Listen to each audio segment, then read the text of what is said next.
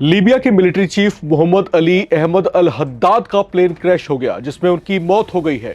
उन्होंने तुर्की की राजधानी अंकारा से उड़ान भरी थी, लेकिन उनका प्राइवेट जेट उड़ान भरने के कुछ ही देर बाद क्रैश हो गया, जिसमें Libya army chief Mohammed Ali Ahmed al Haddad समेत 4 अन्य अधिकारियों और 3 क्रू मेंबर्स की मौत हो चुकी है। शुरुआती जांच में इस क्रैश के पीछे तकनीकी वजहें बताई जा रही हैं। लीबिया के आर्मी चीफ की मौत उनके देश के लिए तो झटका है ही, साथ ही उस पाकिस्तान के लिए भी झटका है जिसने कुछ दिन पहले ही लीबियाई नेशनल आर्मी को 4 अरब डॉलर से ज्यादा के हथियार और मिलिट्री उपकरण बेचने का एग्रीमेंट साइन किया था। इसके बाद अचानक इस विमान हादसे को लेकर चर्चाएं शुरू हो गई हैं। ये सवाल भी उठ रहे हैं कि क्या यह किसी की साजिश हो सकती है। इस पर लीबिया की सरकार ने क्या कहा है। लीबिया आर्मी चीफ अचानक प्राइवेट जेट से तुर्की क्यों गए थे, जहां से लौटते हुए उनका प्लेन रात के अंधेरे में क्रैश हो गया। दुनिया भर में इसकी चर्चाएं हो रही हैं। आपको इससे जुड़ी एक एक अपडेट बताते हैं। आप देख रहे हैं नवभारत टाइम्स। मैं हूं राम विश्वकर्मा। देर रात का वक्त था। तुर्की की राजधानी अंकारा से सभी सिक्योरिटी प्रोटोकॉल्स के बीच एक प्राइवेट जेट ने लीबिया के लिए उड़ान भरी थी। विमान में लीबिया के military chief Mohammed Ali Ahmed al Haddad, उनके साथ लीबिया के ही 4 अन्य शीर्ष अधिकारी और प्लेन के 3 क्रू मेंबर्स बैठे हुए थे। प्लेन अभी ऊंचाई पर पहुंचा ही था कि कुछ ही देर बाद पायलट ने प्लेन में कुछ तकनीकी गड़बड़ी महसूस की, जिसकी सूचना उसने तुरंत अंकारा के एसएन बोगा एयरपोर्ट एटीसी को दी और तत्काल इमरजेंसी लैंडिंग की अनुमति मांगी, जिस पर उन्हें फौरन क्लियरेंस दे दी गई और एयरपोर्ट पर इमरजेंसी लैंडिंग का अलर्ट जारी कर दिया गया। लेकिन इसी बीच प्लेन रडार से ओझल हो गया और एटीसी के साथ उसका संपर्क टूट गया। तब तक ये साफ हो चुका था कि कुछ अनहोनी हो चुकी है। तुरंत संभावित इलाकों में खोजबीन शुरू की जाती है। आखिरकार जेट का मलबा अंकारा से लगभग 70 किलोमीटर दक्षिण में हैमाना जिले के केसिक्कावाग गांव के पास मिला, जिसके बाद प्लेन में सवार लीबिया मिलिट्री चीफ समेत सभी 8 लोगों के मौत की पुष्टि कर दी जाती है। इस हादसे से जो है तुर्की हिला हुआ है, क्योंकि उनकी जमीन पर किसी दूसरे देश के जनरल की मौत हुई है। इसका असर राजनयिक संबंधों पर पड़ सकता है। जांच में होने वाला कोई भी खुलासा या कोई मामूली चूक भी दोनों देशों में राजनयिक तनाव पैदा कर सकती है। सवाल उठ रहे हैं कि क्या यह किसी की साजिश हो सकती है।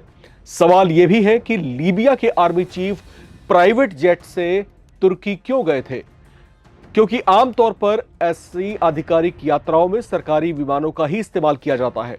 सवाल यह भी है कि वे रात के अंधेरे में लीबिया से चुपचाप वापस क्यों लौट रहे थे। अब तुर्की की ओर से जारी बयान में इस हादसे पर शोक प्रकट किया गया है। तुर्की के अधिकारियों के मुताबिक लीबिया का प्रतिनिधिमंडल लीबिया और तुर्की के बीच मिलिट्री सहयोग को मजबूत करने के मकसद से केंद्रीय उच्च स्तरीय रक्षा वार्ता के लिए अंकारा में था। इस हादसे को लेकर लीबिया सरकार की ओर से भी बयान जारी हुआ है। लीबिया के प्रधानमंत्री अब्दुल हमीद दबीबा ने एक सोशल प्लेटफॉर्म पर general Mohammad Ali Ahmed al Haddad की मौत की पुष्टि करते हुए प्लेन क्रैश को एक दुखद दुर्घटना और देश के लिए बड़ा नुकसान बताया है। लीबिया के अधिकारियों ने बताया कि तकनीकी खराबी के कारण उड़ान के लगभग आधे घंटे बाद विमान से संपर्क टूट गया था। त्रिपोली स्थित यूएन मान्यता प्राप्त गवर्नमेंट नेशनल यूनिट ने देश भर में 3 दिन के राष्ट्रीय शोक की घोषणा की है। सभी सरकारी संस्थानों में झंडे आधे झुका दिए गए हैं और सरकारी कार्यक्रम और तमाम समारोह स्थगित कर दिए गए हैं। अल हद्दाद लीबिया के जो है पश्चिमी हिस्से पर नियंत्रण रखने वाली जो संयुक्त राष्ट्र समर्थित सरकार की सेना है, उसके सबसे ताकतवर और सम्मानित सैन्य कमांडर थे। वो देश को एकजुट करने के लिए संयुक्त राष्ट्र के प्रयासों में अहम भूमिका भी निभा रहे थे। लीबिया की सेना भी लीबिया की दूसरी संस्थानों की तरह बंटी हुई है। दरअसल 2011 में मुहम्मर गद्दाफी के पतन के बाद से लीबिया विभाजित है। अल हद्दाद उन चुनिंदा सैन्य नेताओं में से एक थे जिन्होंने पूर्वी और पश्चिमी दोनों धड़ों में सम्मान प्राप्त किया था। उन्होंने कई सशस्त्र गुटों के दबाव के बावजूद समझौते और राष्ट्रीय मेल मिलाप की लाइन नहीं छोड़ी। वे लगातार लीबिया में हालात सुधारने और एकजुटता लाने की कोशिशों में जुटे हुए थे।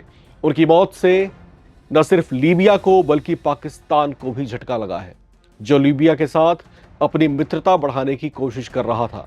कुछ दिन पहले ही पाकिस्तान ने लीबिया के साथ बड़ा रक्षा समझौता भी किया था, जिसके तहत इस्लामाबाद लीबियाई नेशनल आर्मी को 4 अरब डॉलर से ज्यादा के हथियार और मिलिट्री उपकरण बेचेगा। इस तरह का समझौता हुआ था।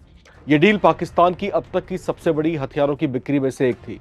कुछ दिन पहले ही पूर्वी लीबिया के शहर बेनगाजी में पाकिस्तान के पूर्व जो फील्ड मार्शल हैं असीम मुनीर और लीबिया नेशनल आर्मी के deputy commander in chief Saddam Khalifa Haftar के बीच इस डील पर जो है सिग्नेचर किए गए थे।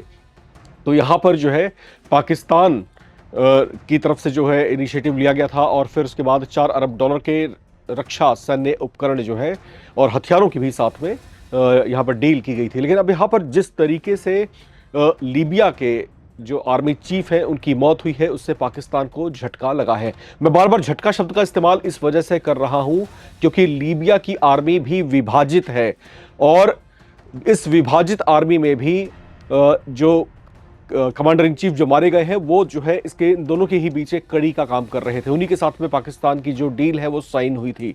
अब तुर्की से लौटते समय तुर्की की जमीन पर उनका अचानक इस तरीके से मारा जाना, उनके प्लेन का अचानक इस तरह से क्रैश कर जाना और वो भी एक आधिकारिक यात्रा में प्राइवेट जेट का इस्तेमाल करना, ऐसे तमाम सवाल इस समय दुनिया भर की चर्चाओं में गूंज रहे हैं। हकीकत क्या है वो सब तलाश रहे हैं। इसे शक की निगाहों से देखा जा रहा है। इसके पीछे वजहें भी ठोस हैं। जो भी अपडेट्स होंगी हम फिर से आपके बीच लेकर हाजिर होंगे। तब तक आप बने रहें, देखते रहें नवभारत टाइम्स।